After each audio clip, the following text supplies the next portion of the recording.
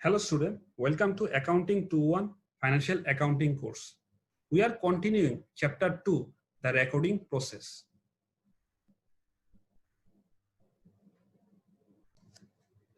Let's continue our recording process illustration from our last video. Let's look at our new transaction. On October 5th, Pioneer purchased a 3-month supply of advertising material on account from Arrow Supply for $2,500. So in this case, Pioneer purchased supplies worth of $2,500 on account.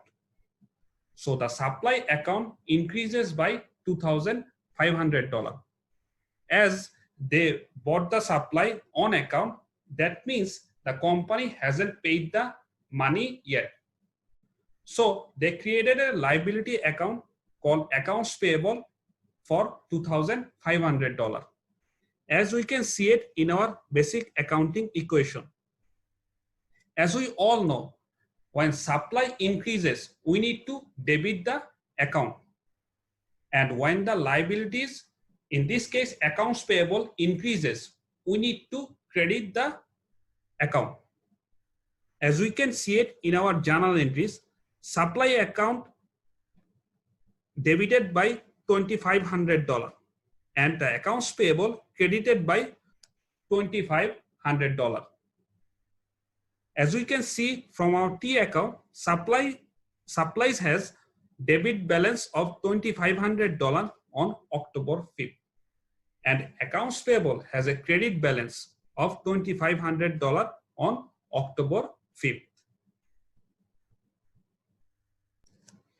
Now, let's look at our next transaction.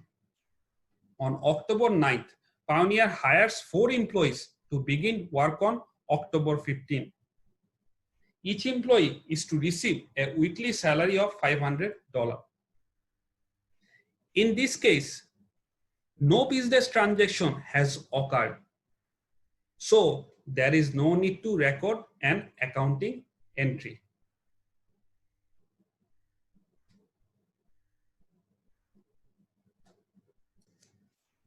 Now, let's look at our next transaction. On October 20, Seabird withdraws $500 cash for personal use. So, Bird withdraw $500 from the business account for personal use. So, owner's drawing account increases by $500 and the cash account of the company decreases by $500, as we can see it from our basic accounting equation. As we all know, when the drawing account increases, we need to debit the account. And when the cash account decreases, we need to credit the account. As we can see from our journal entries, the owner's drawing account got debited by $500 and the cash account got credited by $500. As we can see from our T account, cash account has a balance of credit balance of $500 on October 20th and the owner's drawing has a debit balance of $500 on October 20th. Now, let's look at our next transaction. On October 26th, Pioneer owes employees salary of $4,000 and pays them in cash. So that means the salary and wages expense has occurred and salary and wage expense account has increased.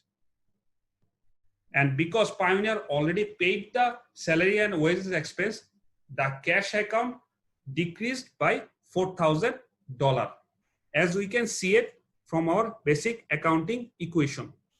As we all know, when the expense account increases, we need to debit the account. And when the cash account decreases, we need to credit the account. As we can see it from our journal entries, the salary and wages expense got debited by $4,000 and the cash account got credited by $4,000. As we can see it from our T account, cash account has a credit balance of $4,000 on October 26th. And the salary and wages expense has a debit balance of $4,000 on October 26th. Now, let's look at our next transaction. On October 31st, Pioneer receives $10,000 in cash for advertising service performed in October. So that means the Pioneer already performed the service and they already earned the revenue out of $10,000. And they already received the cash for $10,000. So the cash account increased by $10,000 and the revenue account increased by $10,000, as we can see it from our basic accounting equation. As we all know, when cash account increases, we need to debit the account. When the revenue account increases, we need to credit the account.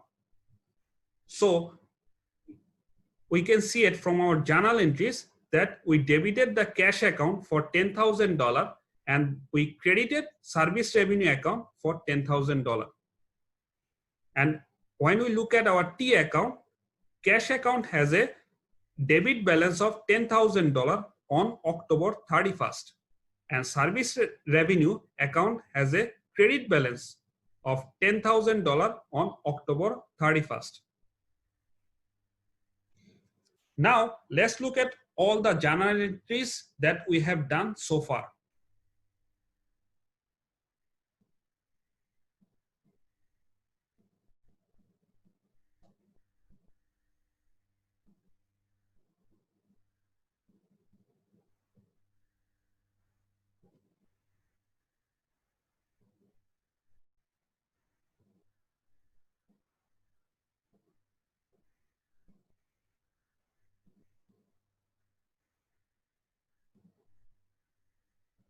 Now let's look at all the ledger accounts that we have made from our journal entries.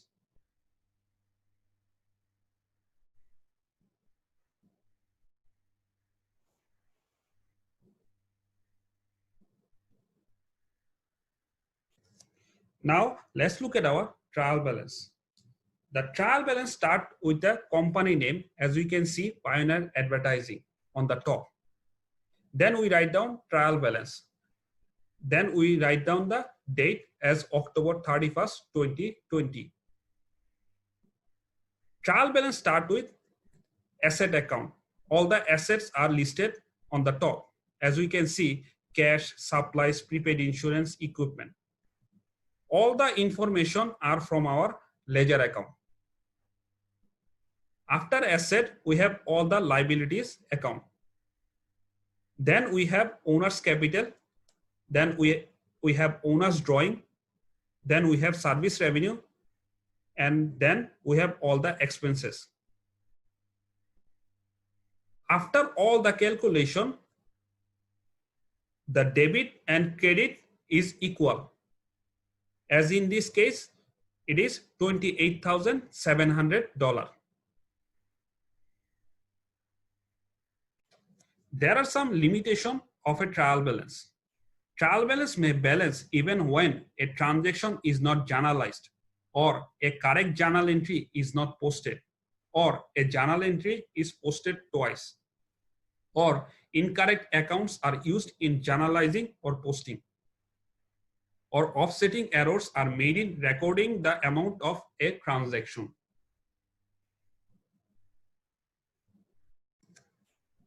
Error in trial balance generally result from mathematical mistake, incorrect posting, or simply transcribing data incorrectly.